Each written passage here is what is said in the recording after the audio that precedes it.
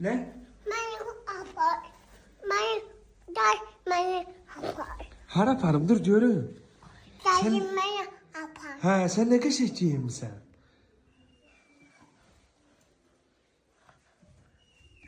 Ay Allah. Sen ne kaşık paltarın var?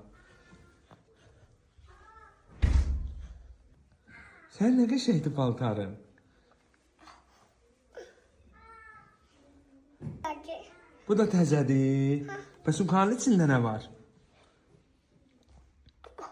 Pul. Pulum var. Ha. Hə, gedək. Pulum var sumkanın içində. Mənə verəsən pulunla. Elə. Nə aləsən pulunla? Çipişki. Pulu da var imiş. Hə, heç kimə vermə pulum. Hə, hə? Araya. Hə, ataya ver. Ha, heç kim qoyma götürsün. Gəl gedək qızım, gəl.